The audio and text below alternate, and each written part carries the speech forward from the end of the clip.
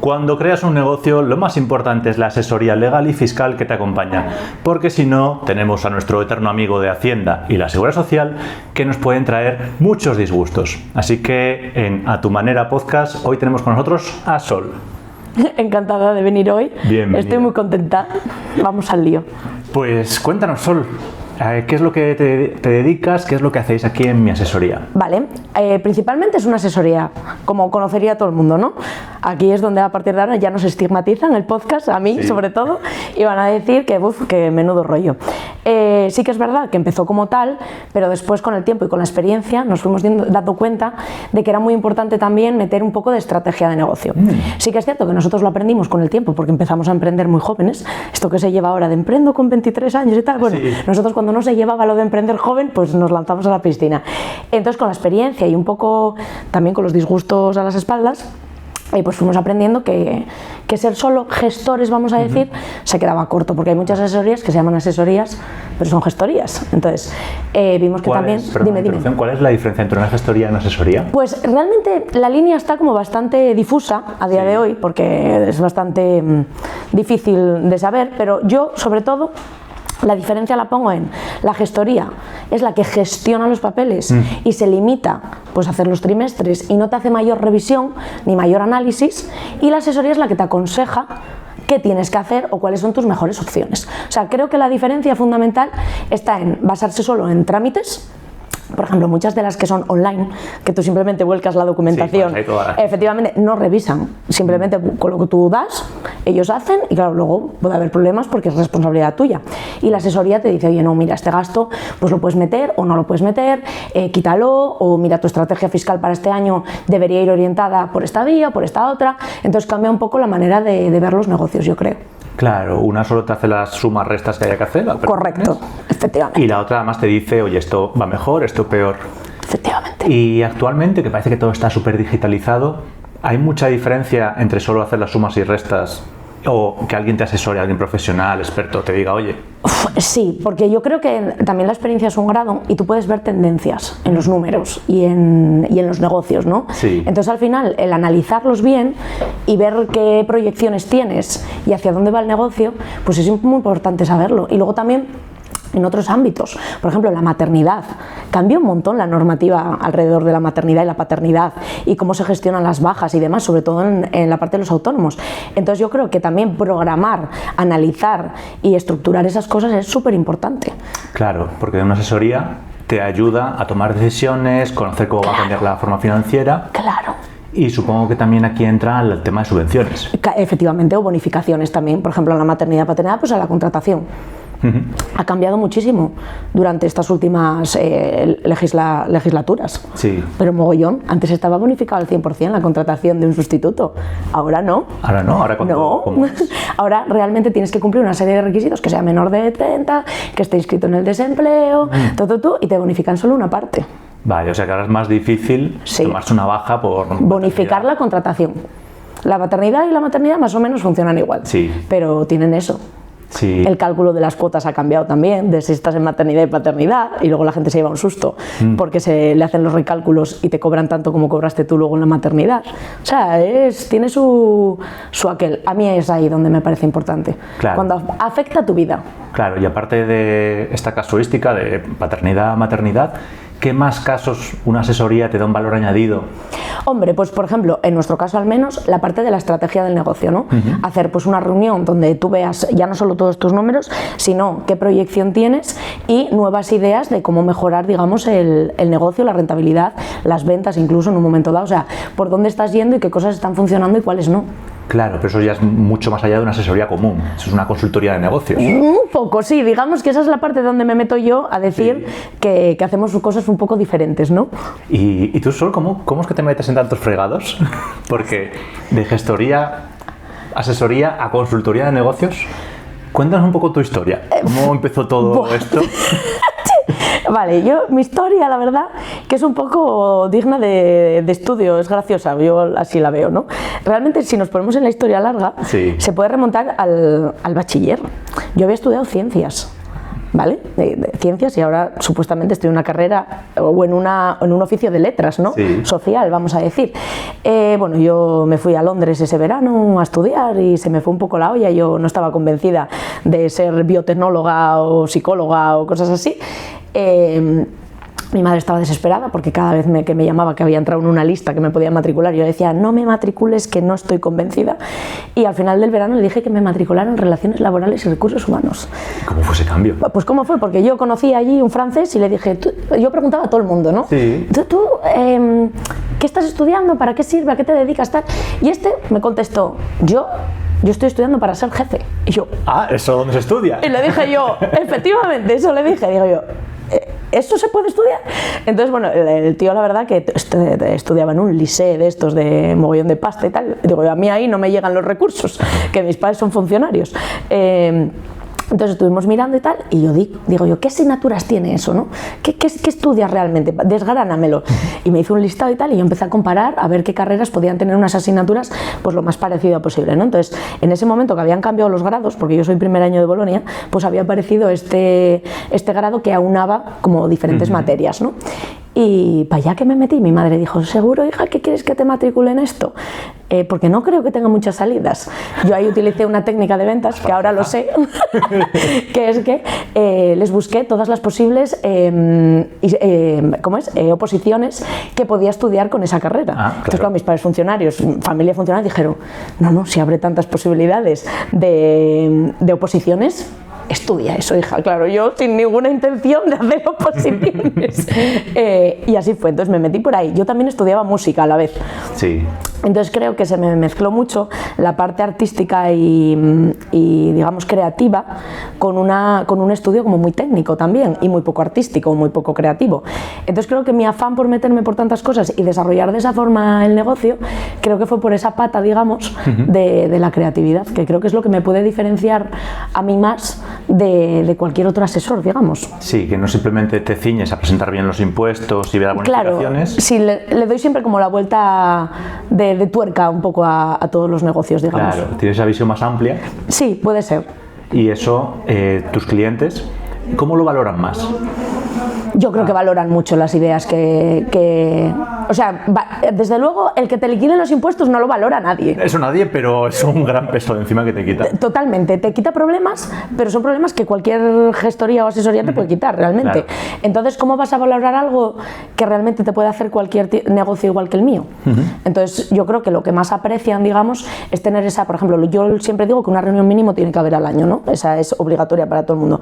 Yo creo que esa reunión abre mucho los ojos muchas veces por muchas cosas, o se desbloquean puntos de negocio que no se estaban viendo, un sinfín de posibilidades, y creo que es lo que más valoran totalmente. Claro, porque trabajas mucho con pequeños negocios, emprendedores. Sí, emprendedores, autónomos, micropymes, sobre todo.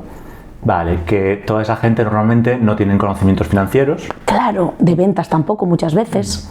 No han estudiado para jefes. Correcto, no han estudiado para jefes. Claro, tienes trabajadores que te plantean también otros problemas. O sea, al final abres ahí un campo de posibilidades que evidentemente no puedes ser experto en todas las materias, ni yo tampoco lo soy, evidentemente. Claro, tú cuentas con un equipo.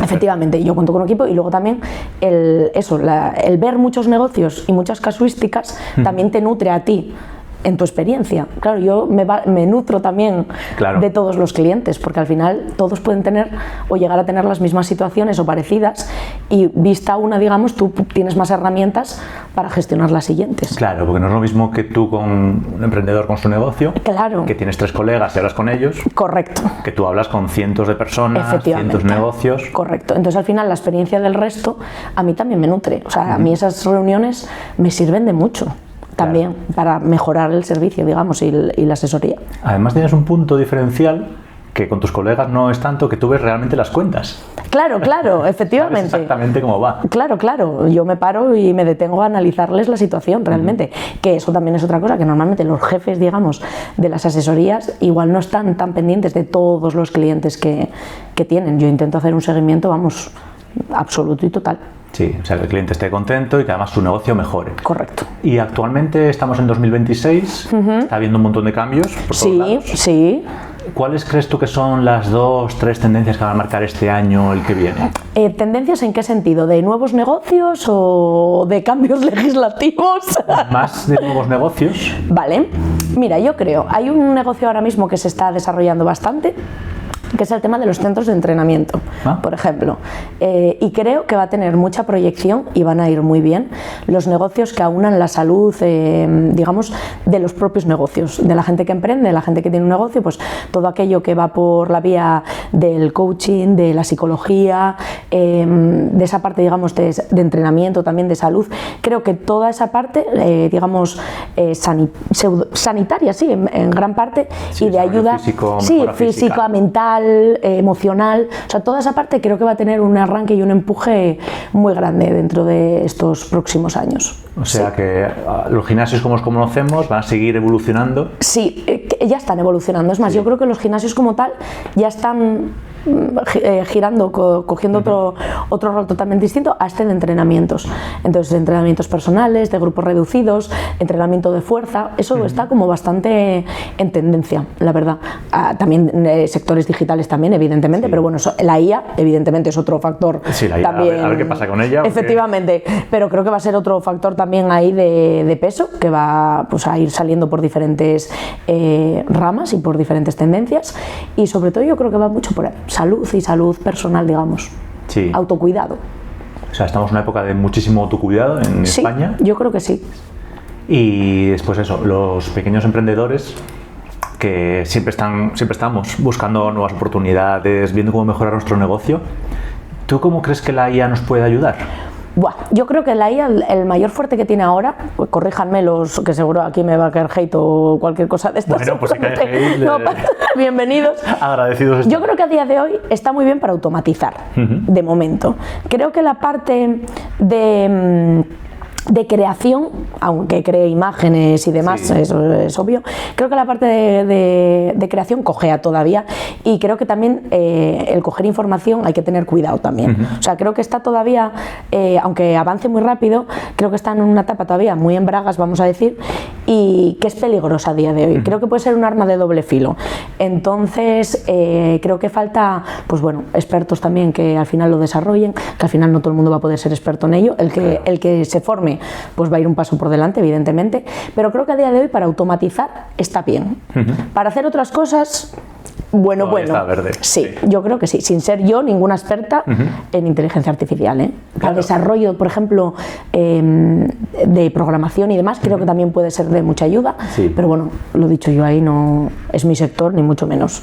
Claro, tú, vosotros en la asesoría, ¿sí que notáis mejoras con la IA o todavía estáis probándola? Estamos probando y adaptando, porque al final creo que, por ejemplo, la parte de consultas, me encantaría, esto ya son pajas mentales, pues tener, por ejemplo, algo para que los clientes pudieran hacer consultas recurrentes y contestara y cosas así, pero todos los que he ido probando hasta el día de hoy, que hay muchos creados por plataformas de abogacía y de asesoría, por ejemplo, esos todavía no me convencen mucho. Entonces, si esos que están metiendo un montón de dinero, plataformas enormes, y no funcionan de forma fina, ¿cómo voy a conseguir yo, digamos, llegar a ese estándar, ¿no? Claro. Entonces vamos todavía probando, lo usamos de forma interna con cuidado, sí que es muy útil, por ejemplo, para la creación de informes, pero hay que tener cuidado por el tema de los datos también. O sea, al final creo que también engloba esa parte de protección de datos que hay que tener también cuidado, porque al final la estás alimentando con información.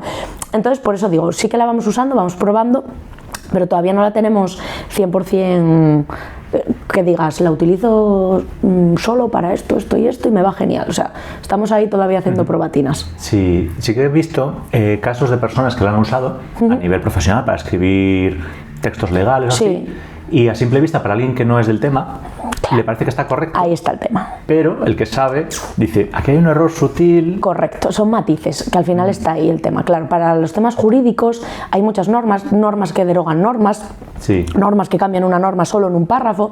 Entonces, al final, como va cogiendo los diferentes datos que coge, pero muchas veces no los procesa igual que los procesaría una persona, o no los entiende, vamos a decir, te suelta la información y parece verdadera. Parece tiene aspecto de legal. Pudo haber llegado a ser verdadera en algún momento histórico, pero igual no está aplicando de forma correcta todas las novedades que puede haber, por ejemplo, en esos casos concretos.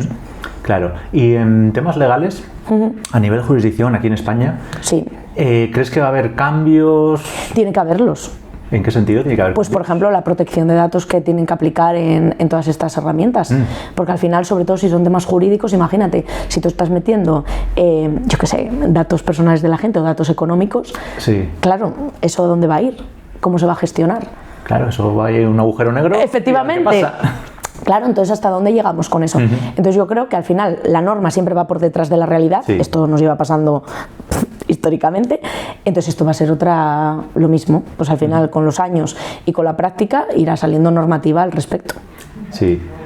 Y ahora que estamos en estos tiempos así como convulsos, como difíciles, ¿no? Entre ellas, cambios de reglamentación, bueno... Un montón de cosas. Verifactu. El Verifactu.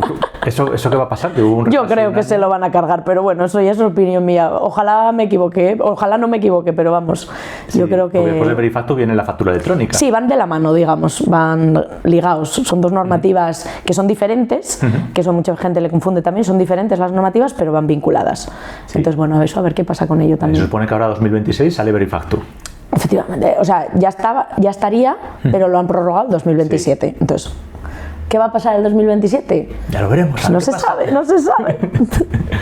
Y además de, bueno, todos estos cambios legales, estos cambios... Ahora mismo, una persona, es un freelance, un autónomo que no esté viendo, esté empezando su negocio, se habla mucho de que en España es muy difícil empezar a emprender, que los trámites son muy largos, que es todo muy complicado. ¿Tú qué consejo le darías para resolver toda la parte legal? Toda esta parte legal fiscal, ¿cómo resolverla? Como el inicio de actividad, digamos, ¿no? Eso es. Vale, lo primero que hay que tener en cuenta es que no son procesos tan difíciles el alta. Para una empresa un poquito más complicado, para un autónomo realmente no es tan difícil. Lo primero es sacarse el certificado digital que abre las llaves de cualquier tipo de administración. El de la Fábrica Nacional. Efectivamente, el de la Fábrica Nacional. Ninguno de estos que se pagan, ¿qué tal? No, el de la Fábrica Nacional de moneda y timbre, que es el que realmente funciona bien con todo. Lo primero. A partir de ahí, simplemente es dar el alta en la Seguridad Social y en Hacienda. ¿Qué aconsejo yo? Que el alta ya se dé en un profesional y que te ayude. Porque ahí sí que puedes empezar a liar la parda, pues que te equivoques de epígrafe, que te metas en profesional en vez de en una actividad económica. O sea, tienes ahí un montón de cosas que es verdad que epígrafes hay un sinfín y al final que se adapte bien. Son el CENAE. El CENAE y el IAE, que es el numerito, digamos, que describe tu actividad. Y entonces, en base a eso, pues luego tendrás tus gastos deducibles, tus historias, ¿no? Entonces, hay un montón de puntos de apoyo al emprendedor, los puntos PAE, para el que no lo sepa. Hay privados y hay también públicos. Aconsejo los privados, porque los públicos al final, yo aquí, madre mía, voy a salir escaldada. Te atiende personal normalmente de ayuntamientos que se dedican a un montón más de cosas y no están especializados. Entonces, yo aconsejo ir a un privado que al final, como deber, todo punto PAE, para que lo sepáis, tienes que hacer una primera consulta de inicio de actividad gratuita, ¿vale? Junto con el alta, en caso de que la hagas, o dentro del primer mes ya de servicio. Entonces, no puedes cobrar la parte, digamos, ¿no? Entonces, estos puntos de apoyo al emprendedor normalmente son asesorías, gestorías y demás, donde ya te cuentan todo. Ojo aquí, muy importante, esa consulta, si vas por punto PAE, no se cobra, ¿vale? Que esto hay muchas asesorías que luego lo cobran aparte. Si eres punto de apoyo al emprendedor, firmas un convenio exclusivo de que esa consulta, como digamos, es como un poco responsabilidad social de la empresa, de la asesoría, la tienes que hacer de forma gratuita. ¿La primera sesión? La primera, donde te explican un poco cómo va el tema, cómo sería tu actividad, qué obligaciones tendrías, pasos a seguir, digamos, un poco ponerse en situación. Y luego a partir de ahí ya decides tú, evidentemente, si te quedas ahí o si vas a otro sitio. Yo también aconsejaría buscar siempre 3 presupuestos o 3 asesorías, pues reunirte con quien vaya a gestionarlo o con la persona responsable, ver un poco las vibes que te transmite, ¿no? Si conectas, creo que es muy importante esa parte también, conectar con la persona que te lo vaya a gestionar, porque no es lo mismo la implicación que tienes con alguien que te cae mal que con alguien que no, lo siento también. Obviamente. Esto es así, igual que vas a una tienda porque la persona que te atiende es una y no vas a otra y cosas así, pues en esto pasa igual. No es solo un señor con corbata y gafas que te va a gestionar tus papeles y luego en base a eso decidir pues lo que mejor te encaje en cuanto a persona, dinero, evidentemente, presupuesto y servicios que te van a proporcionar por ese precio. Entonces hacer esa comparativa y ahí ya decidir y tirar para adelante. Claro, y además de esos servicios iniciales, después supongo que habrá gente que quiera escalar el negocio, que quiera crear un empresote y otra gente que estará contenta con él mismo. Correcto. Ahí también habría que ver un poco la asesoría, hasta qué punto te puede cubrir. Por ejemplo, también, sí, a ver hasta qué nivel tienen de servicios, porque hay asesorías, por ejemplo, que simplemente llevan autónomos, otras que llevan empresas, autónomos y empresas, gente que no tiene, por ejemplo, departamento laboral, que es para cuando tienes contrataciones, empleados, digamos, trabajadores por cuenta ajena. Entonces hay asesorías que no lo tienen, otras que sí. Entonces, ver un poco también qué necesidades vas a tener y hasta qué necesidades cubren también. Sí. Lo mismo, servicios. Claro, ¿y es tan complicado como dicen contratar gente en España, despedirla? Porque aquí vamos a ir por los hates. Otro melón que me cae. Es que lo de contratar en España es como el gran suplicio de todos los A ver, contratar es fácil, sí. Realmente. O sea, contratar, tú tienes que dar un alta en la seguridad social, hacer un contrato, una prevención de riesgos laborales y hacer las nóminas y cotizar, ¿vale? O sea, la parte, digamos, técnica de día a día es fácil. ¿Qué es lo difícil? Las personas. O sea, al final tú trabajas con personas, se habla mucho y también pasa el tema de las bajas estas ahora que la gente se coge en plan cuando pues la empresa dice algo que igual pues no gusta del todo, pero sin tener por qué ser malo, ¿eh? O sea, oye, yo qué sé, hay que apalabrar las vacaciones porque son de mutuo acuerdo ambas partes, pues no estoy de acuerdo, pues las vacaciones estas que llaman ahora, ¿no? Sí que es verdad que se dan casos. También, yo esto siempre lo digo, donde hay un buen jefe siempre hay un mal empleado y donde hay un mal empleado siempre hay un buen jefe. O sea, perdón, no sé cómo lo he dicho, un mal trabajador hay un buen jefe, donde hay un mal jefe hay un buen trabajador, ¿vale? Esto pasa... Sí, no todos son malos ni todos son efectivamente, buenos. Ni todos son malos, ni todos son buenos, ni siempre tiene uno la culpa ni el otro, ¿no? Entonces, ¿dónde está la dificultad realmente? En gestionar a las personas. La contratación en sí misma sí que es caro, la seguridad social al final es un porcentaje muy alto de lo que se paga cuando tienes un trabajador, pero bueno, los trámites en sí mismos no son difíciles, lo complicado es ir en la misma dirección y estar cómodos y trabajar bien. Yo creo que está ahí la dificultad.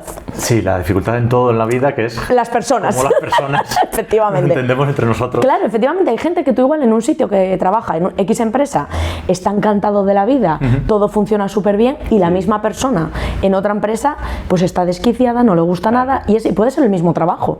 Entonces, creo que lo difícil es encontrar a las personas adecuadas para lo que tú haces y que estén comprometidas con lo que tú haces y lo entiendan como tú lo haces, digamos. Claro, ahí está la match perfecto. Sí. Eso es lo difícil. Sí, que es también como el match que tiene el que vende con el que compra. Lo de siempre. Sí. Y luego, bueno, evidentemente la inspección, aquí puya otra vez, sí que es verdad que a veces parece que persigue a los pequeños en vez de a los grandes, que muchas veces lo hacen muy mal. Y parece que luego va... ¿Te refieres a la seguridad social? Inspección de trabajo, sí, que normalmente te dices, jolín, fueron aquí al bar de Pepita a mirarle a ver si la trabajadora está haciendo 7 horas o 7 horas y media, ¿no? Sí. Y luego no va a X empresa enorme que está concatenando contratos, que te manda el paro, que luego vuelves y cosas de estas, ¿no? Entonces, sí que es verdad que ahí sí que se nota un poco la espada de Damocles en la cabeza de decir, tengo que cumplirlo todo muy bien para no tener problemas. Sí, y es cierto, una leyenda urbana que he oído por internet, que dicen que en España, si creas un negocio físico, por ejemplo, digamos un restaurante, si quieres cumplir toda la legislación al pie de la letra, imposible. Es imposible. Sí, totalmente. O sea, hay imposible. Leyes que se pelean entre ellas. Sí, imposible. Y luego cosas que, lo que decíamos antes, que la norma las planta ahí y luego a los efectos reales son imposibles de cumplir. O sea, hay cosas que traspasan la lógica y la razón. Entonces dices, que yo cómo voy a estar cumpliendo esto al milímetro, es que es imposible. Entonces sí, yo siempre lo digo, siempre que va un inspector por tu casa, siempre puede encontrar algo por donde pillarte. Sí, siempre hay algo para mejorar. Siempre hay algo, siempre hay algo. Entonces, bueno, intentar hacerlo lo mejor posible y ya está. Eso, lo importante es, supongo que la parte sanitaria, en un restaurante. Por ejemplo, tener turismo, hojas de reclamaciones en todos los idiomas, que eso no lo sabe la gente. Por ejemplo, todos los de hostelería están obligados a tener unas hojas de reclamaciones específicas para restauración, turismo. Claro, que son medidas sencillas, que esas sí que se pueden cumplir. Efectivamente, y seguro que yo tengo muchos que no tenían esas hojas de reclamaciones en concreto, pues porque no lo sabían. Sí. Pero claro, el no saber no exime. Se oye mucho en las películas. Efectivamente. No sabes la ley, no te exime. De su cumplimiento, efectivamente. Y yo cuando te conocí, te presentaste como asesora. Sí. Y decías que no hay que tener miedo a Hacienda, sino que hay que tener miedo a la seguridad social. Sí, yo ¿Por qué? Eso te llegó, ¿no? Al alma. Me llegó porque Hacienda siempre es mala, pero vale. la social... Pues lo voy a explicar por qué. Hacienda deja las normas claras. O sea, en Hacienda tú sabes cuando lo estás haciendo mal. Sí. Me imagino, todo el mundo que nos esté escuchando seguro se le viene a la cabeza una trampa que haya hecho, seguramente, sin decir yo ninguna, y tiene claro que ha hecho una trampa, ¿vale? Porque Hacienda es bastante rigurosa, digamos. Pone las normas claras y te dice lo que tienes que hacer, cómo lo tienes que hacer. Es más, tienen un apartado de consultas vinculantes, por si alguien no lo sabe, donde tú, si tienes una duda de cómo hacer algo, te la resuelven. Y como el nombre indica, es vinculante. O sea, lo que te han respondido es lo que tiene que ser. ¿Vale? Entonces tú, si tienes dudas o hay algo que no te cuadra, metes una consulta vinculante. Es más, cuando pasó todo el tema de los youtubers y demás, que si estaban en publicidad, que si no, hubo un montón de problemas de cómo declaraban, se solucionó al final con tema de consultas vinculantes, porque al final no estaba recogido en la ley esas actividades, ¿no? Como muchas modernas. Vale, la Seguridad Social no tiene las normas claras. No las deja claras en ningún tipo de aspecto. Entonces, siempre estás jugándotela al criterio interpretativo, que se llama, de la asesoría o del que lo tenga que hacer, ¿no? De la gestoría o el que lo esté gestionando, o el propio particular, vamos, quien sea. Entonces, al no tener las normas claras, te dejan un punto de inseguridad y no te las resuelven. Por ejemplo, no tienen esa parte de consultas vinculantes en la Seguridad Social. Tienes por ejemplo, las asesorías tenemos un acceso por ser autorizados que se llama Sistema Red, y entras dentro del CASIA, que es un sistema donde tú puedes hacer consultas, pero abajo ya pone un parrafito que dice que esas consultas efectivamente que no son vinculantes, y que si tú al final te has confundido o haces una cosa que no se corresponde, que aunque ellos te hayan dicho que es así, es cosa tuya. Entonces, cambian mucho, son muy constantes, por ejemplo, son muy cambiantes. Ahora mismo, una cosa que a mí me preocupa bastante, que lo dejo aquí también porque me parece muy interesante, vuelvo a las maternidades y paternidades. Lo que te decía antes, con el sistema de tramos, tú, con los rendimientos que tengas en el año, ingresos menos gastos, el beneficio calculado de una manera un poco especial, te calculan en qué tramo de autónomos estás y lo que tienes que pagar en consonancia. Vale, pues como cuando estás en maternidad, que esto todavía no lo he encontrado, si algún asesor lo ha encontrado donde lo dice, que nos lo diga para seguir aprendiendo. Resulta que los rendimientos cuando entras en maternidad, en vez de calculártelos en el año entero, o quitando eso, te cogen todos los rendimientos y te calculan solo durante los meses que no has estado de baja. Entonces, evidentemente, si tienes gente contratada o cualquier cosa, ese rendimiento se puede multiplicar, con lo cual te tocaría pagar el doble realmente o el triple de la cuota de autónomos. Y entonces, lo que ha pasado de los años anteriores, del 2023-24 que están revisando, es gente que cogió maternidades, le han hecho ese cálculo y ahora le están pidiendo la diferencia de los tramos. Entonces, imagínate, igual haber cobrado por una maternidad 1.000 euros durante esos 4 meses, y luego que ahora te venga que tienes que devolver 2.000 porque te correspondía otro tramo, porque te cogían el que tú habías comunicado y no se correspondía. Ayudas COVID, que hay muchas personas un poco, correcto, de devolverlas. Claro, ahí sí que es verdad que estaban un poco más claras las normas, pero no revisaron a tiempo tampoco. O sea, al final la Seguridad Social, yo la percepción que tengo, y el SEPE también, vamos a meterlo en el mismo saco. ¿El SEPE es? El Servicio Público de Empleo. No creo que funcionen como deberían. O sea, son dos administraciones que les falta bastante para coger carrerilla. Digitalización. Sí, les faltan muchas cosas. Han mejorado en los últimos años, también es verdad, pero no tienen una gestión adecuada. Es más, esto es otra anécdota, si me permites. Sí. En el SEPE a veces, que esto me hace mucha gracia, imagínate cómo tiene que ser el servicio, ponía en carteles que agredir a un funcionario era un delito.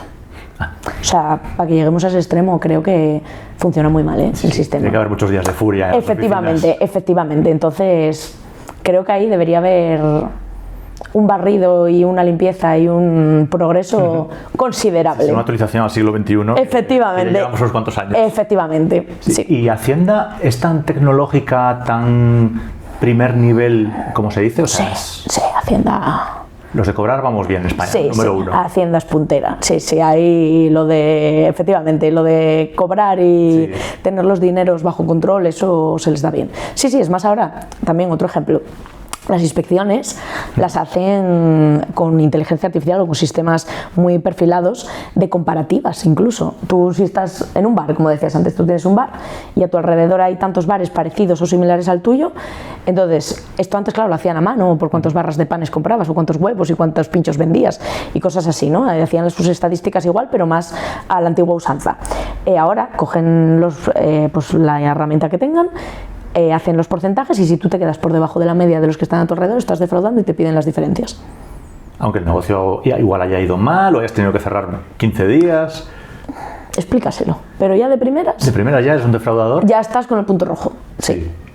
Y también ocurre eso, por ejemplo, con actividades digitales tipo influencers. Las actividades digitales las pillan más por otras cosas. Las pillan, pues, por ejemplo, por el tema de las sociedades pantallas, de que tú eres profesional y que entonces te vendes a ti mismo, no puedes tener una sociedad porque tienes que tributar por IRPF, no por sociedades. Bueno, ahí hay sus cosillas también, pero yo creo que ahí también van rascando, lo tendrán más perfilado, van por otro tipo de inspección, también los cogen, ¿eh? O por gente que ahora están abriendo una campaña de este año de investigación, de inspección, es negocios, en concreto, negocios que se publicitan en redes sociales y que no están dados de alta. Ah, claro. Por ejemplo, entonces eso quiere decir que ya están también perfilando mucho, que eso hace unos años tú te publicitabas en Instagram y nadie sabía nada. Aunque no tenga clientes. Ah, luego ya te entrarán en las cuentas bancarias a ver qué cobras. Sí, porque siempre se dice en el mundo emprendedor. Sí, lo de menos de los... Primero factura, una es primero factura y pues ya te darás de alta. Cuidado. Y otra es la de menos de tanto, Hacienda no te dice nada. Hacienda. ¿Pero qué dijimos antes? Que la seguridad social es peor. Entonces, claro, Hacienda por determinadas cantidades no te dice nada mientras pagues el IVA. Mientras tú le pagues impuestos a Hacienda realmente se queda tranquila. Pero la seguridad social, si tú trabajas de forma constante, independientemente de la ganancia que tú tengas, o sea, si tú todos los meses ejecutas un trabajo, una actividad, ya entiende que tienes que estar dado de alta en autónomos. Claro. ¿Y si no lo estás? Si es algo puntual un mes. Si es algo puntual un mes, tú puedes darte de alta en Hacienda, lo declaras, te das de baja, emites la factura que sea y ya está. Puntual. La diferencia es esa. Si es de forma habitual, ya no. Habituales en plan... Todos los meses. Todos los meses. De forma continua. Que tengas un seguimiento, independientemente de lo que ganes. Claro, entonces esa ley que hay por ahí no escrita que dice menos de 3.000 euros al año, menos de 6.000 euros al año. La diferencia no es la cantidad, es la continuidad, la linealidad de la actividad. Claro, y si por ejemplo un mes facturas 50.000 euros y el resto de los meses cero. Claro, ahí puede entrar también. Yo ahí aconsejo darse de alta incluso en la seguridad social un mes. Que no te cueste, si has ganado 50.000 euros en un mes, no te da problema. Mira, pagas 360, 400, lo que corresponda, o 500, que es el tramo máximo, 600, y ya me dirás tú a dónde te va, a ningún lado. Y tú te puedes dar de alta y baja sin ningún problema en un mes en seguridad social y demás. La diferencia es que tú esos 50.000 los has ganado un mes de un trabajo de un mes, o realmente has trabajado más tiempo y luego las cobra un mes. Claro. Aquí ya entramos en disputas con la seguridad social. Claro, y eso como no, hay que tenerlo bien clarito. Claro, Hacienda tú mientras le pagues lo que le corresponde por esos 50.000, se queda tan a gusto. Sí. Mira, hace poco estuve en Andorra y hace unos meses estuve en Dubái y los vídeos que subí de esos lugares, llamados paraísos fiscales, recibieron muchísimo hate. Entonces yo me pregunto, si estos lugares son paraísos fiscales, lugares que no son como Andorra, como Dubái, con impuestos al 0 o al 5%, ¿qué son? ¿Infiernos fiscales? Buena pregunta, o pueden ser, ¿cómo es el medio este? Podemos estar también en estado terrenal, yo qué sé. Al final, infiernos. Yo creo que aquí también está muy mal visto los impuestos en general en España, por el tema de nuestra filosofía y nuestra forma de ver las cosas, pero creo que también hay que verles la parte buena, que sí, que luego están los políticos que roban, que no se destina el dinero que se tiene que destinar a lo que correctamente debería. Vale, yo eso totalmente de acuerdo, pero también estoy muy de acuerdo con el sistema social que tenemos, que es muy bueno realmente. O sea, al final hay deficiencias, ojo, que no me tiren hate aquí ahora tampoco, hay mucha mejora, no funciona todo como debería tampoco por culpa de que no se destina el dinero correctamente o se va por otros lados que no debería, pero al final el tema de la sanidad pública, los colegios públicos, la universidad pública. O sea, al final tenemos una calidad de vida que esto a veces nos llega de, a mí dame la calidad de vida, pero que pague menos impuestos. Claro, eso se sufraga con los impuestos, realmente. El sistema de pensiones también es un estado de calidad, digamos. ¿Qué pasa? Que eso ahora pues tiene los días contados también por la pirámide poblacional que está invertida. Entonces, claro, a mí dame una jubilación tranquila.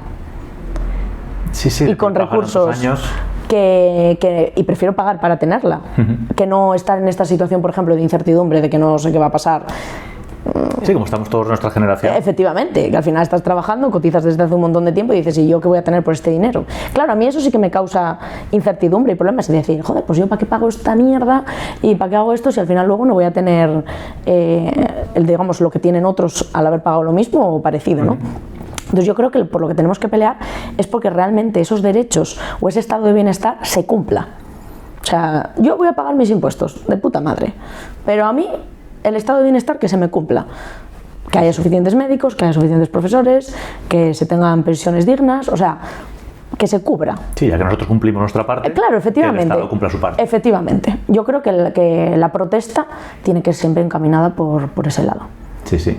¿Y habría alguna manera de fiscalizar al Estado o de asegurar que hacen mejor las cuentas?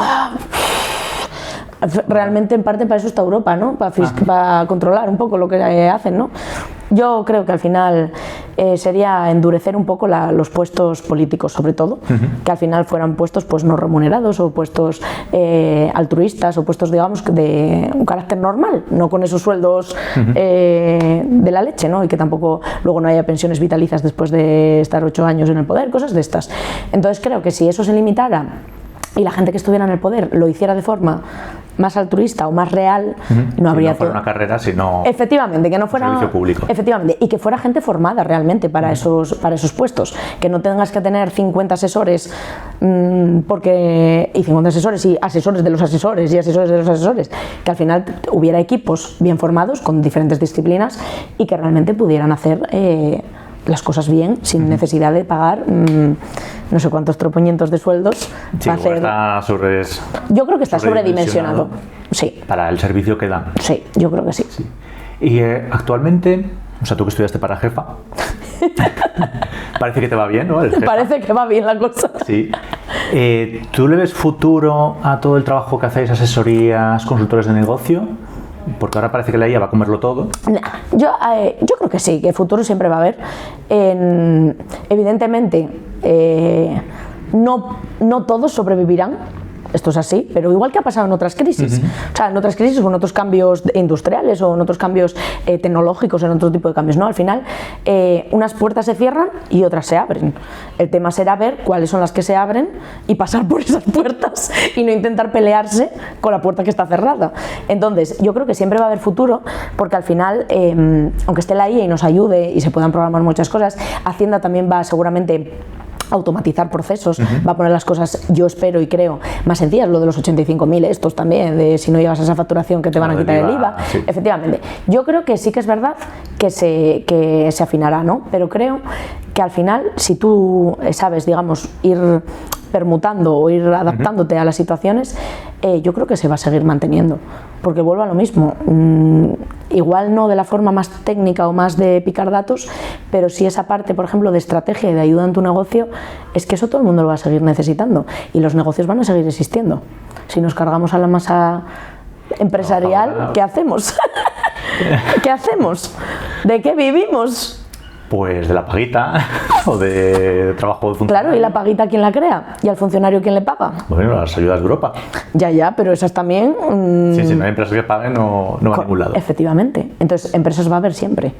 Y siempre ha habido, por ejemplo, también consejeros, personas que están ayudando a las empresas a tomar decisiones. Pues esas figuras igual son las que a las que tenemos que ir cambiando. Sí, porque ¿tú cuánto llevas con asesoría? Pues desde yo salí de la carrera en 2014, pues a finales de ese año, justo, la osadía de los tontos. O sea, ya 12 años. Pues sí, por ellos vamos. Sí, que ya has pasado 3 crisis. Sí, pues sí, bueno, la del 2008, esa a mí no me pilló entrando a estudiar. La resaca, sí. Sí, me pilló la resaca, efectivamente. El COVID sí, nos pilló de lleno, pleno. esa de pleno. ¿Y cuál es la tercera que tú dices? No sé, lo que estamos viendo Bueno, ahora. y lo de ahora que estamos ahí... Mira, dice una cosa Cormac, que es mi pareja y mi socio, que dice, no estamos en crisis, lo que somos es pobres. Entonces, cuando estás en crisis constante y continua, tienes que replantearte tu posición realmente social. Sí, entonces hay que buscar esas puertas abiertas. Efectivamente. Y siempre andar pues, innovando, mutando, Sí. adaptándote a esa... Sí, yo creo que al final adaptarse a la circunstancia y a lo que va cambiando es clave, pero siempre lo ha sido. Sí, es que es la base de esto. Tú aún así, que ves tantos negocios, que trabajas codo a codo con Hacienda y con la Seguridad Social. No, yo codo a codo Bueno, con los empresarios clientes. y con Hacienda y la Seguridad Social sin codos. Corrijo, tratas con ellos Sí, a eso. diario. No, que justo estamos ahora a final de trimestre. Allá vamos. La mayoría de la gente dice, una vez al trimestre ya es demasiado. Sí. Vosotros estáis todos los días Total. ahí codo a codo con ellos. ¿Cómo mantienes el optimismo? Pues la verdad que es que yo nunca me he centrado en los problemas, me he centrado en las soluciones. Entonces creo que verlo todo, también te digo, yo soy positiva a veces de más, o sea, un poco que no veo el riesgo, también es cierto, o sea, yo tengo una idea o tengo un plan y voy para allá de cabeza, sin pensar a veces, por eso está Cormac también, porque Cormac es el que ve todas las cosas que pueden salir mal, ¿no?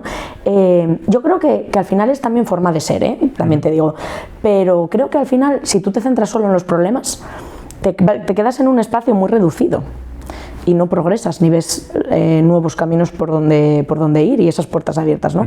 Entonces creo que más que centrarte en los problemas y en el quebradero de cabeza y el trimestre y es que Hacienda y que trámites más difíciles, no, déjate de centrar en la mierda y céntrate en qué puedes hacer tú para que las cosas estén bien, vayan mejor y céntrate en tus objetivos, en tu camino y que eso sean cosas que van quedando a los lados y que vas solucionando y ya está.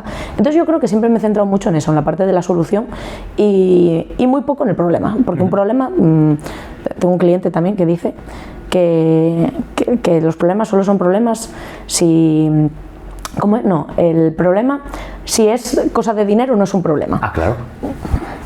Los problemas de dinero no son problemas. Efectivamente. Entonces, en los negocios, realmente, salvo que te pongas enfermo, tengas cualquier cosa, ¿qué problema tienes? Si ya de salud.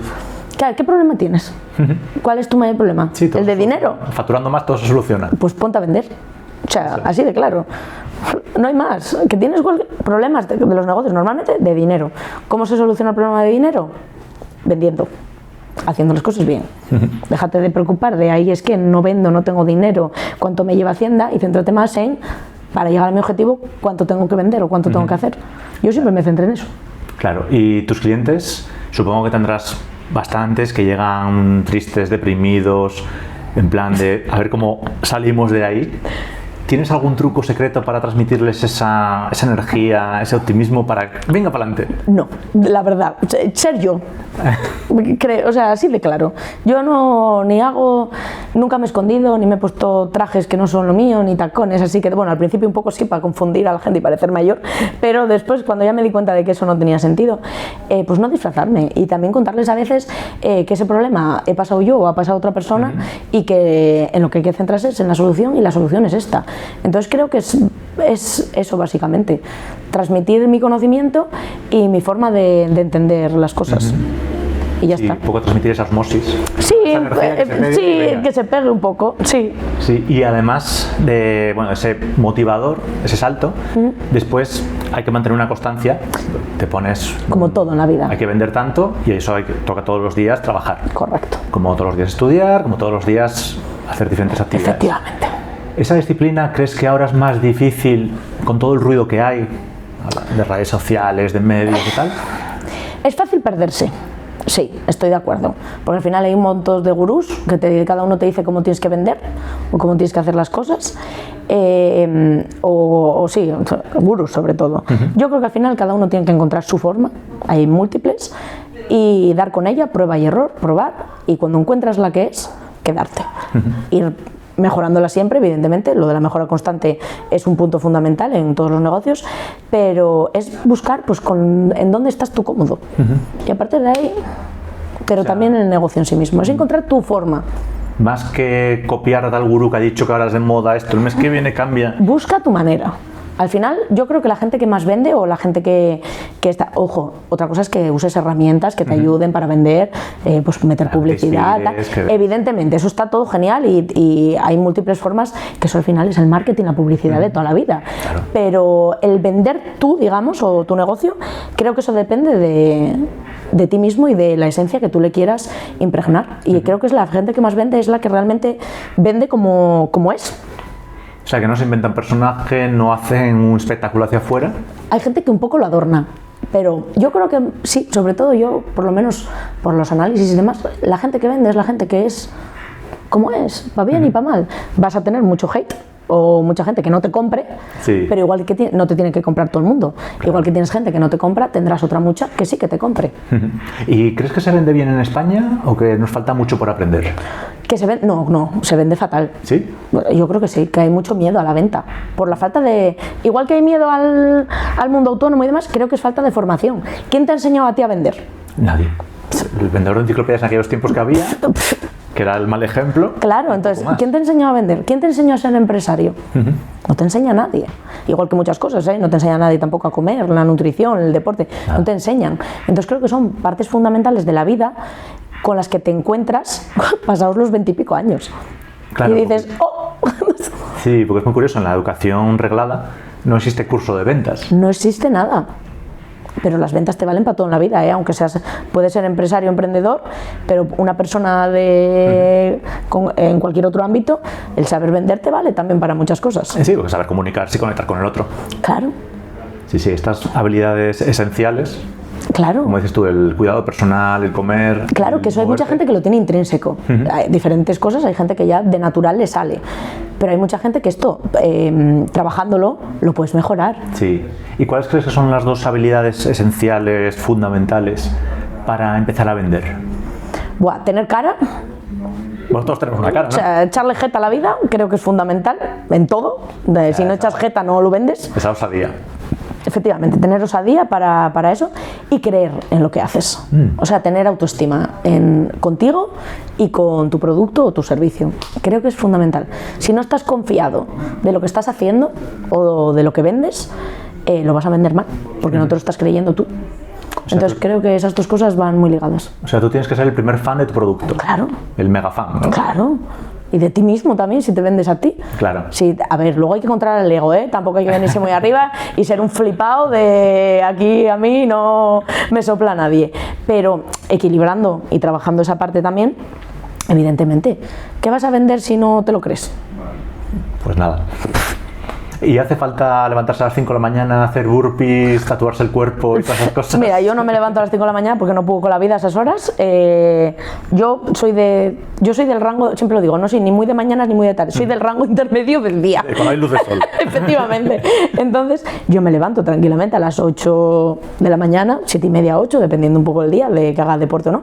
Hacer deporte sí que lo creo fundamental para muchos beneficios, tanto liberación de la mente, para descanso, para bienestar también, para estar sano con tu cuerpo, digamos, es fundamental, pero vamos, es como tú te organices mejor. Eso sí, hay que organizarse, también es verdad, pero vamos, tener una rutina también considero que es bueno, normalmente, pero no te tienes que levantar a las 5 de la mañana, cada uno que se levanta a la hora que le apetezca, eso faltaba ahora. O sea, y burpees, bueno, unos harán burpees y otros irán a montar a caballo, yo qué sé. Pesos, efectivamente, cada uno que haga lo que le apetezca, no hace falta hacer burpees. Sí, dices que organizarse y tener disciplina. Sí. O sea, eso de apretar los ojos muy fuerte y esperar que se materialice porque tú crees firmemente que va a ocurrir. Yo no confío mucho en esa movida, la verdad. Es una movida complicada, ¿no? Sí, yo creo que todo camino tiene que llevar pues una organización, unos pasos y una disciplina, evidentemente, para conseguirlo y y un esfuerzo, digamos, o sea, un trabajo, no un esfuerzo como sacrificio, sino un esfuerzo de constancia, de trabajo y de método, digamos. Vuelvo a lo mismo, el método, cada uno el que tenga. No hace falta que copiemos el de nadie, que nadie nos diga yo lo hago así, a ti te va a funcionar. No, tienes que encontrar el tuyo propio. Creo que eso es fundamental también. Pues lo que tú has dicho, igual a ti te funciona levantarte a las 5 de la mañana y a mí no. Igual a ti te funciona ir a hacer deporte por la tarde y a mí me funciona más ir por la mañana. Igual tú trabajas mejor de noche a última hora y yo trabajo mejor al mediodía. Claro. Entonces, cada uno en función, igual tú tienes hijos y yo no los tengo y me organizo de otra manera. Entonces, creo que es fundamental que cada uno consiga tener el método que le funcione. Y es posible hacer eso hoy en día. Sí, claro. No solo hay un método fiable, sino que hay... Encima ahora tienes multitud de cosas para formarte, ver qué opciones hay, e ir probando y coger la que se adapte a ti. Qué bueno. Se tarda, ¿eh? Porque tienes que probar diferentes opciones. Claro, y mantenerlas en el tiempo. Yo siempre digo que si un cambio de los que hagas, de método, ¿no? De trabajo, de lo que sea, lo tienes que tener por lo menos instaurado 6 meses para probar si funciona o no. Claro. Si ves que a los 6 meses funciona, tiras el año. Y en el año ya haces esa valoración de ¿me ha funcionado, no me ha funcionado? ¿Va bien, no va bien? Y decides. Pero claro, si no le das tiempo y pruebas un mes, si pruebas un mes no vale para nada. No te sirve, no tienes datos para luego analizar. Entonces, esas pruebas y error, claro, llevan su tiempo. Entonces, hasta que llegas al método definitivo y luego hay que ir dándole matices, mejorándolo, y cuesta mucho llegar. Es más, yo digo, yo todavía no tengo mi método perfecto. ¿Tu método de trabajo? Ni va a ser perfecto nunca. Claro, mi método de vida, vamos a decir. Yo todavía estoy peleándome con las comidas porque como en el despacho y cuando lo hago. Por ejemplo, el deporte también sigo todavía mirando dónde me viene mejor o cómo lo cuadro de una manera más efectiva. Son muchas cosas. En el trabajo lo mismo. Hay veces que vas cambiando cosas y dices, mira, pues esto no me convence del todo, lo tengo que mejorar. Entonces, tener el método 100% perfilado y perfecto, también hay que mentalizarse de que nunca va a estar perfecto ni va a ser genial, siempre hay mejora por todos lados. Y esto después de 12 años con el negocio. Claro, y con la vida. Entonces, con la vida más años. Claro, con la vida más años, pero no está perfecto, ni va a estar perfecto, no va a estar nunca. Sí. Porque si me quedara con algo perfecto, dejaría de ser perfecto en ese mismo momento. Porque siempre te viene esa ambición y querer mejorarlo y hacerlo mejor. Sí. Y en un tema tan crítico como son las ventas, sobre todo la gente que empieza, ¿tú cómo encontraste tu método? Sin saberlo, la verdad. O sea, yo no sabía ni que estaba vendiendo, sinceramente. Mira, el verano en Londres, esto me di cuenta hace todavía unos días hablando con una compañera, de que ahí había vendido, sin yo darme cuenta. Yo no sé cocinar, ¿vale? Ni sabía de aquella. Y estaba sola en una residencia. Y claro, después de 2 días comiendo fruta de un tarro así, del hindú que vendía tarrinas por 1 libra, dije, no puedo seguir así porque ya había adelgazado no sé cuánto tiempo, pues muchísimo, y digo, esto no es sano, se me está yendo de las manos. Y tortilla francesa hacía así, o huevos revueltos, porque aquello, si se le podía llamar tortilla francesa algún día, dábamos gracias. Y yo, que otra cosa no, pero ahí espabilada estuve, cogí y me di cuenta que en la residencia había gente de todos los países.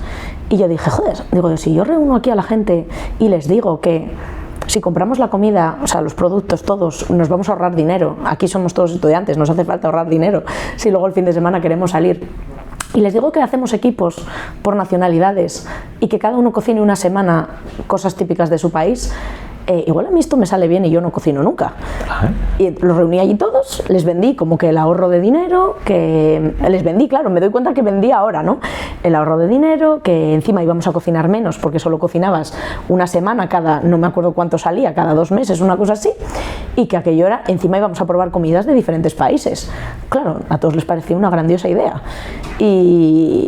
Y así comí bien en Londres toda mi estancia. Qué buena idea. Claro, pues ¿cómo aprendí a vender? Pues creo que por supervivencia. Cuando alguien tiene hambre, aprende a vender. Efectivamente. Yo estaba viendo que no hacía más que adelgazar y que estaba comiendo fatal y la necesidad me obligó a idear un sistema para eso. Aquí vamos a comer todos bien. Efectivamente, vamos a comer todos bien. No solo tú, sino todos los demás. Claro, nutritivo, y vamos a ahorrar dinero y efectivamente la cosa funcionó genial.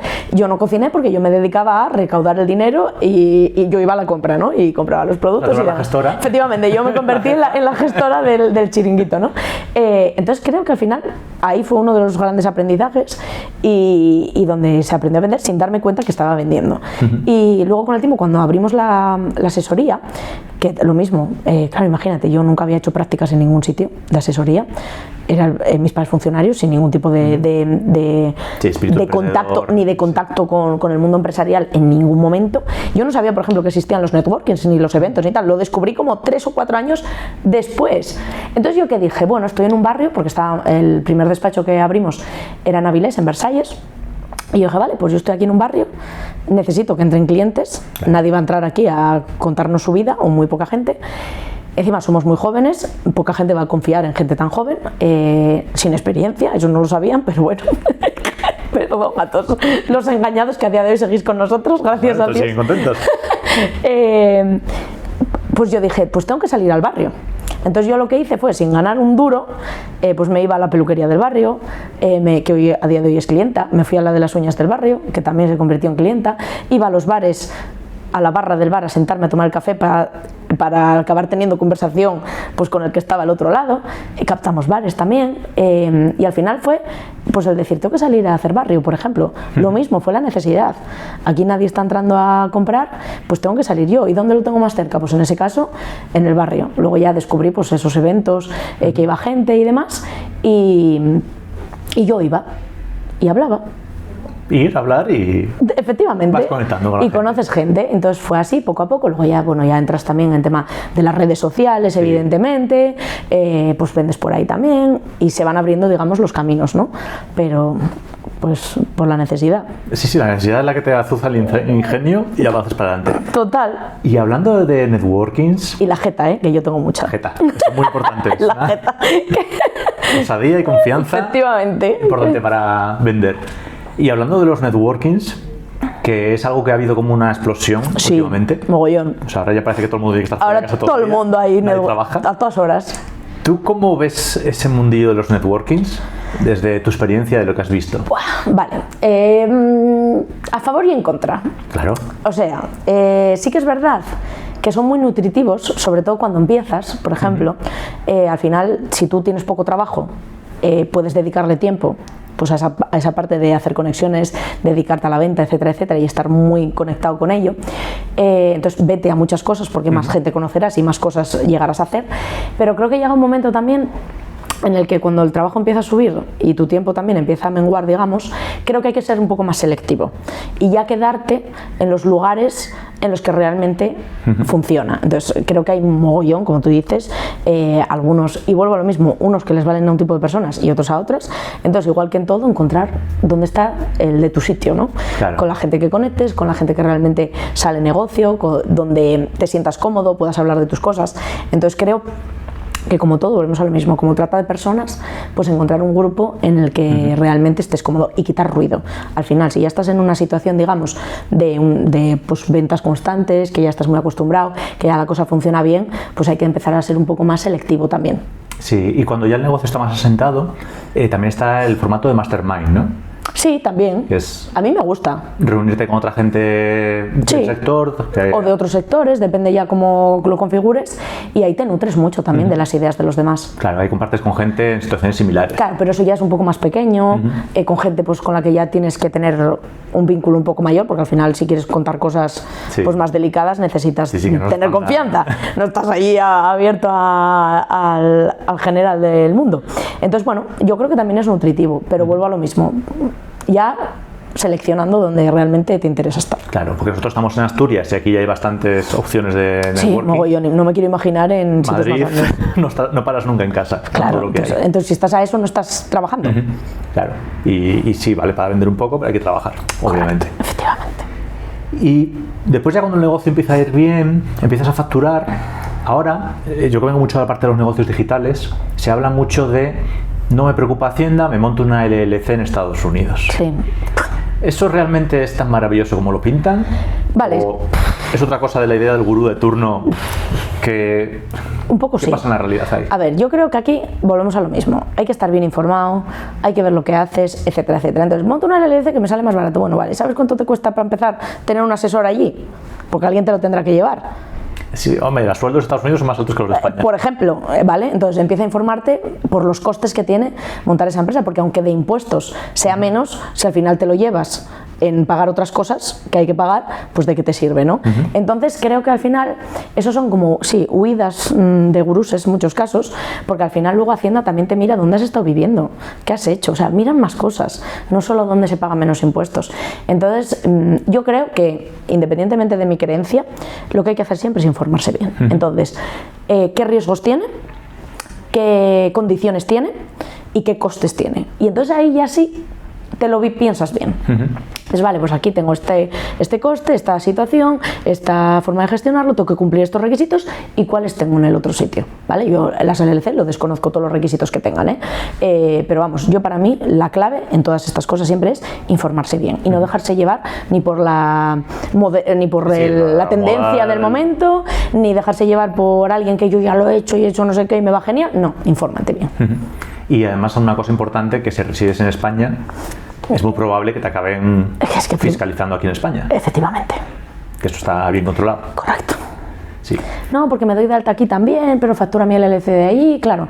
¿Y dónde tienes los intereses económicos? ¿Qué facturas? ¿Desde la LLC a todo aquí en España? Te lo van a acabar mirando. Sí, y además se ve porque el dinero acaba entrándote, tú tienes un nivel de vida en España, claro, y se acaba viendo que hay un dinero que no aparece en ningún sitio. Correcto. ¿Que todavía no lo tienen súper hilado? Seguro. ¿Que seguramente cuando lo tengan bien conectado empiecen a revisar? También. Entonces, claro, y eso es retroactivo. Claro, te pueden revisar para atrás. ¿Hasta cuántos años 4. se puede revisar? 4. Más el vigente. O sea, bueno, hasta 2000. 5 ponte siempre, 5, sí, eso es. En el que estás más 4. Entonces, ¿tienen tiempo de sobra? Sí. No vamos tan rápido los negocios como para... Efectivamente, tienen tiempo de sobra para revisar. Sí. Y ya para ir terminando, vosotros habéis empezado ahora a moveros mucho en redes sociales. Empezaste moviendo en bares, juntando a la gente para cocinar para ti, para el grupo. ¿Cómo ves ahora esta nueva calle, este nuevo lugar que son las redes sociales, para un negocio tan tradicional, en apariencia aburrido como es una asesoría? A mí me gustan. Hay que partir de ese punto, ¿no? Y también, vuelvo a lo mismo, creo que fue una puerta que se abrió y que te da muchas posibilidades. Entonces, ¿para qué la vamos a rechazar si nos da opciones? Hombre, si no te las da porque ya lo has probado y ves que no te funciona o que la cosa no, pues por ahí no es, oye, totalmente aceptable, que hay muchas cosas en las que puede no ser, Pero yo creo que para nosotros fue un punto de diferenciación. Creo que se transmite la forma que tenemos de trabajar, que al final, dentro de que sea un trabajo aburrido, nosotros no lo somos, no tienes por qué serlo. Al final la profesionalidad no va ligada al aburrimiento. Entonces transmite un poco la esencia que tenemos. Entonces creo que le vale para gente que igual no te conoce o que pues no sabe lo que es una asesoría o que no ha trabajado con ninguna nunca o que ha trabajado con una mucho tiempo, a ver que hay otras opciones también u otra forma de gestionarlo. Claro, un nuevo escaparate. Es un escaparate, efectivamente. Qué bueno. Y ahora la última pregunta que te quería hacer. Habrás tenido un montón de casos, un montón de anécdotas. ¿Alguna que sea divertida que se pueda contar? Así con Hacienda, Seguridad Social, con los clientes, ¿no? Que cada uno será de su padre y de su madre. Que sea divertida. Es que me pillas en esta, Que se pueda contar. Me pillas y que se pueda contar. A ver, de inspecciones siempre hay, O sea, al final eso... mira, tengo una de un cliente que adoro, que si me escucha vas a ver quién es, que la puedo contar. Mira, tengo un cliente que siempre se dice que tiene una flor en el culo, ¿vale? Y es cierto, él cuando, por ejemplo, va a negociar un coche, me contaba el otro día, fue a negociar un vehículo y tal, le estoy diciendo que me negocie uno para mí, porque la verdad que es una fantasía. Pues resulta que el comercial se equivocó, no sé qué coño hizo, y le salió como 5.000 euros más barato el vehículo a cuenta de esto, ¿no? Pues todas las cosas que le pasan son siempre un poco así. Vale, pues esta persona ahora tiene una sociedad, le va de puta madre, cambió mucho la forma de gestionar, de tal, limó muchas cosas que en su método pues no estaban bien y a día de hoy pues lo ha conseguido, pero anteriormente era autónomo, ¿vale? Y llegó a tener mucha deuda con la administración, mucha deuda con proveedores, bueno, entró en una situación bastante precaria y compleja, ¿no? Pues cuando ya creó la sociedad, le quedaban por ahí pues unos dineros pendientes con la Seguridad Social. Y me decía, Sol, ¿qué hacemos con esto? Y demás. Y yo decía, bueno, pues vamos a intentar aplazarlo para ir pagándolo mes a mes y tal. Y coge y me dice un día con toda él tiene mucha jeta también, vende muy bien. Y coge y me dice, voy a ir a hablar con la que me toque. Y yo diciendo, digo yo, vale, digo yo, voy contigo si quieres, tal. No. déjame a mí que ya me las apaño. Yo diciendo, madre mía, ya verás. A ver, Que ya todavía nos va a caer el doble, va a ir este para allá, le va a contar un show. Bueno, me llama después de reunirse, Sor, no te lo vas a creer. Y digo, yo ya diciendo, madre mía, ya me esperaba cualquier cosa de él. Pero es todo así. ¿Te puedes creer que me han quitado la deuda? Muy bien. Y digo yo, me estás vacilando. Digo, no puede ser, ¿verdad? Y me dicen, sí. Yo allí le fui, le conté mi vida, todo lo que me había pasado, tal. Vende, ¿ves? Es que vendió a la administración. Le conté no sé qué, tal cual, pobó. Dice, nada, salí de allí, claro, me vio tan mal con el tema, que me dijo que no me preocupara, que eso lo arreglaba ella. Y yo dije, es la primera vez que he visto esto en mi vida. Y creo que va a ser la última. Y así fue. Entonces, no sé si es muy graciosa, pero anecdótica desde luego. Es que la calidad de la venta... Y entonces por eso digo que la gente y la autoestima. Él fue para allá convencido de que algo podía hacer para resolver aquel problema. Sí, va ahí con la voluntad, el optimismo y ahí Totalmente, con toda su vida y todo lo que le había pasado. Empatizó pues, el funcionario con él y se solucionó. Qué maravilla. La verdad que sí, para que luego la gente diga que no hay fe en la administración, a veces sí. Sí. Pero bueno, esta persona tiene bastante suerte, ¿eh? En general, por lo de los coches siempre le pasan anécdotas de este tipo. Sí, la suerte es una cosa muy curiosa. Sí. Que cuanto más tiene, más viene. Sí, totalmente. Entonces, la verdad que siempre le pasan cosas así muy anecdóticas, la verdad. Qué bueno. Oye, pues Sol, ha sido un placer tenerte. Igualmente. En esta entrevista. ¿Dónde te podemos encontrar? ¿Dónde podemos encontrar la asesoría? En el Instagram, @mi asesoría by LT. En Asturias, en general, pues estamos en Gijón, que tenemos 2 oficinas, y en Avilés. En Google también, si pones mi asesoría, pues nos encontrarás. Y por algún sarao seguramente, porque yo no pierdo los voy filtrando, no voy a todos, pero seguramente que en algún evento networking a mí se me encuentre. Sí, pues muchísimas gracias, Sol. Un placer. Y seguir riéndote tanto. Gracias, Víctor. Pues hasta aquí una entrevista con un negocio tradicional, un negocio que se considera aburrido, que se puede llevar de una manera mucho más alegre y mucho más actualizada a los tiempos de ahora. Y es que lo importante en el negocio no es tanto lo que te dedicas, sino el espíritu con que lo llevas.